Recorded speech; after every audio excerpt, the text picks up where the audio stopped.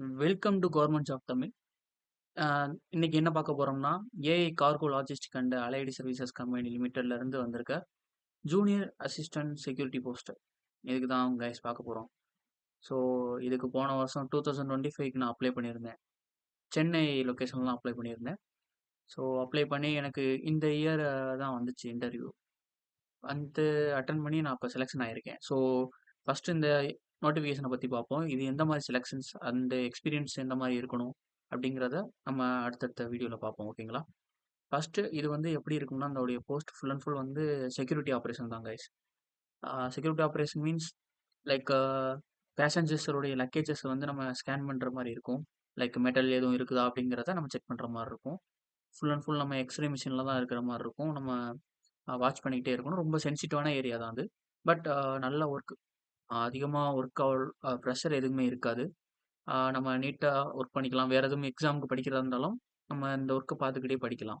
Okay, first நம்ம அட்வர்டைஸ்மெண்ட்டை பார்த்துடலாம். இதோடைய போஸ்ட் நேம் வந்து assistant security guys.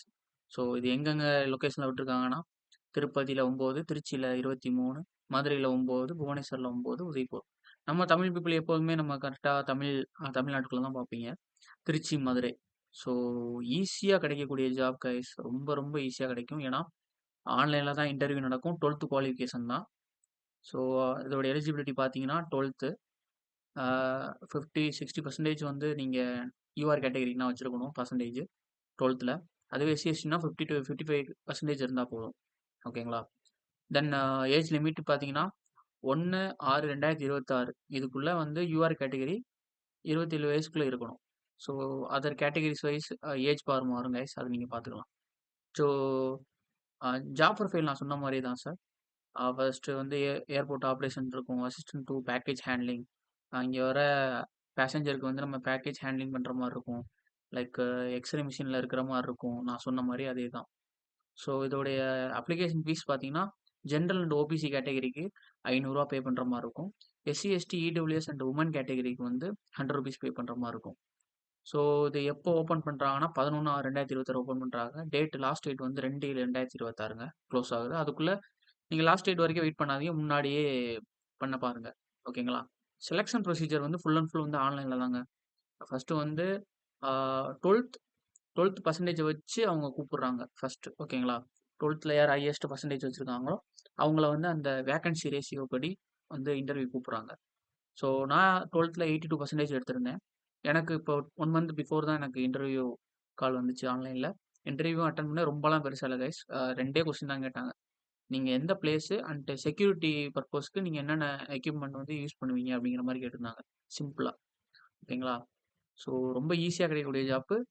12th level job தான். இப்போ யாரும் ஏர்போர்ட்டில் எனக்கு ஒர்க்கு வேணும் அப்படிங்கிறவங்க இதில் ஒர்க் பண்ணிக்கலாம். ஓகேங்களா? ஸோ நீங்கள் அப்ளை பண்ணும்போது இதெல்லாம் அப்லோட் பண்ணுற ஒரு சுச்சுவேஷன் இருக்குது. என்னென்னா 12th மார்க் ஷீட் அப்ளை பண்ணணும். ஸோ கேஸ்ட் சர்டிஃபிகேட் அப்லோட் பண்ணணும்.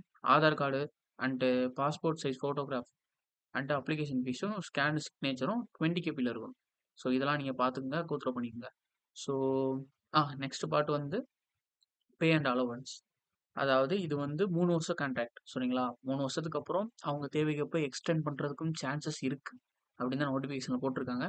ஸோ மேபி பண்ணாலும் பண்ணலாம். இல்லைன்னா 3 வருஷத்தோட கான்ட்ராக்ட் முடிக்கிறதுக்கு வாய்ப்பு இருக்கு. ஓகேங்களா? ஃபர்ஸ்ட் இயர் நமக்கு எவ்வளோ வரும்னா 21,500 வரும். அதாவது ₹21,500 ஃபிக்ஸ்டு சேலரி. இதில் வந்து எக்ஸ்ட்ரா அலவன்ஸும் கிடையாது, ஒன்றும் கிடையாது. செகண்ட் இயர்ல வந்து 500 ஏற்றி 22,000 குடுப்பாங்க. தேர்ட் இயர்ல வந்து 22,500. இது 3மே ஃபிக்ஸ்டு கைஸ். வருஷம் வருஷம் ₹500 ₹500 மட்டும் ஏத்துவாங்க. But fixed. ஓகேங்களா? இதுல இந்த பிஎஃப் எல்லாம் போக உங்களுக்கு வந்து கைக்கு இன் ஹேண்ட்ல வந்து 19,000 அந்த மாரி வரும் கையில. ஓகேங்களா?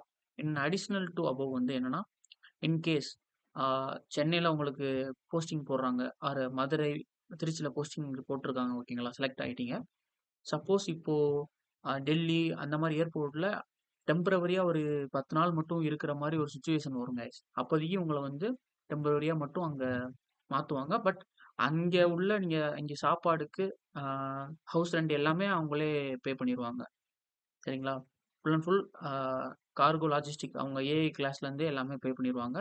ஸோ சப்போஸ் வாய்ப்பு இருக்கு. நீங்க என்னன்னா, வேற வேற ஏர்போர்ட்ல சடனா ஒரு 10 டேஸ், 2 டேஸ்க்கு வந்து ஒர்க் இருக்கிற மாரி ஒரு சிச்சுவேஷன் வரும். ஸோ அந்த டைமில் உங்களை டெம்பரவரியா அங்கே போக சொல்லுவாங்க. போயிட்டு உங்கள ஒர்க் பண்ண சொல்லுவாங்க. அதுக்கான செலவ வந்து அவங்களே ஏத்துப்பாங்க. ஓகேங்களா? இதில லீவ்ஸ பார்த்தீங்கன்னா வந்து ஆ 18 நாள் வந்து 1 வருஷத்துக்கு 18 நாள் வந்து ஃபுல் சேலரில குடுத்துருவாங்க. 18 நாள் நீங்க லீவ் எடுத்துக்கலாம். ஓகேங்களா? 1 வருஷத்துக்கு 18 நாள் நீங்க ஃபுல் சேலரில லீவ் எடுத்துக்கலாம். பிளஸ் 12 நாள் வந்து ஹால்ஃப் பே சேலரி. அதாவது இந்த 18 நாள் கழிச்சுட்டு நீங்க 12 நாள் வந்து எடுத்தீங்கன்னா, உங்களுக்கு பாதி சம்பளம் குடுப்பாங்க. ஓகேங்களா? அந்த 12 நாளைக்கு. அடுத்து 9 நாள் கேஷுவல் லீவ் எடுத்துக்கலாம். 2 நாளைக்கு வந்து ஆர்ஹெச் எடுத்துக்கலாம். ஓகேங்களா?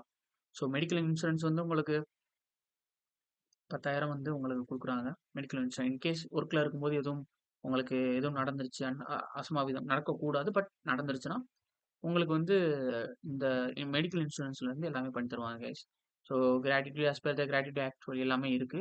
லைக் நீங்க ஒர்க் 3 இயர் கான்ட்ராக்ட் முடிச்சு போறீங்கன்னா, உங்களுக்கு வந்து எதுவும் அ கவர்மெண்ட்லேருந்து அமௌண்ட் குடுக்க சான்சஸ் அதிகமா இருக்கு. ஸோ ஜெனரல் கண்டிஷன் பார்த்தீங்கன்னா, நேஷனாலிட்டி இந்தியனா இருக்கணும். ஸோ ஏஜ் லிமிட்ட கொஞ்சம் பார்த்துக்கங்க. அண்ட் தென் இம்பார்ட்டன்ட் இன்ஸ்ட்ரக்ஷன்ஸ் அதேதான். இன்கேஸ் நீங்க ஒர்க்குக்கு செலக்ட் ஆயிட்டீங்க. ஒர்க்குக்கு செலக்ட் ஆயிட்டு பாண்ட் எல்லாமே பண்ணிருவாங்க. பாண்ட் நோட்டரி கிட்ட சைன் வாங்குற மாரி இருக்கும். எல்லாமே செலக்ட் ஆகி நீங்க உள்ள ஒர்க்குக்கு நுழைஞ்சிட்டீங்கன்னா, தென் நீங்க எனக்கு வேலை புடிக்கல, நான் ரிலீஸ் ஆகணும்னா, நீங்க 3 மாசத்துக்கு முன்னாடியே நோட்டீஸ் குடுத்துறணும். எனக்கு இந்த மாரி நான் வேலையில விட்டு வெளிய வரேன் அப்டின்ட்டு. So then only they have to accept your notice ஓகேவா? அந்த 3 மாசம் நீங்க வந்து நோட்டீஸ் பீரியட்ல ஒர்க் பண்ற மாரி இருக்கும். ஓகேவா? இன்கேஸ் நீங்க சடனா இல்ல எனக்கு நாளைக்கே ஒர்க்க விட்டு ரிலீவ் ஆகணும் அப்டின்னா, நீங்க அடுத்த 3 மாச சம்பளத்த அவங்களுக்கு வந்து பெனால்டியா பே பண்ணிட்டு போணும் கைஸ். இன்கேஸ் உங்களுக்கு வந்து 21,000 வச்சுக்கங்களேன். 3 மாசம் கணக்கு பண்ணி பாருங்க. 63,000 வரும். அந்த 63,000த்தையும் நீங்க கட்டிட்டு போணும். இன்கேஸ் நாளைக்கே எனக்கு போணும்னா. அப்படி இல்லன்னா, நீங்க நோட்டீஸ் பீரியட்ல கூட போய்க்கலாம். இப்ப 3 மாசத்துக்கு அப்புறம் நான் ரிலீவ் ஆக போறேன் அப்படின்னு சொல்லிட்டு, நோட்டீஸ் குடுத்துட்டீங்கன்னா, அவங்க ப்ராப்பரா உங்களுக்கு எக்ஸ்பீரியன்ஸ் சர்டிபிகேட் எல்லாமே ப்ராப்பரா குடுத்து, காசு எதுவும் வாங்க தேவையில்ல. குடுக்க தேவையில்ல. ப்ராப்பரா உங்கள வெளிய எடுத்துருவாங்க. ஓகேங்களா? ஸோ இது வந்து ஃபிக்ஸ்ட் டெர்ம்ங்க. இதுக்கு வந்து பெர்மனன்ட் எதுவுமே அஷ்யூரன்ஸ் குடுக்க மாட்டாங்க. பெர்மனன்ட் ஜாப்பும் குடுக்க மாட்டாங்க. இது வந்து 3 வருஷத்துக்கான கான்ட்ராக்ட் மட்டும் தான். இன்கேஸ் இன்னும் கொஞ்சம் எதுவும் ஒர்க் தேவைப்பட்டால் 1 வருஷம் எக்ஸ்டெண்ட் பண்ண சான்சஸ் இருக்குன்னு மட்டும் தான் சொல்லியிருக்காங்க. ஸோ உங்களுக்கு வந்து அக்காமடேஷன், சாவ ஃபுட் எதுவுமே இல்ல.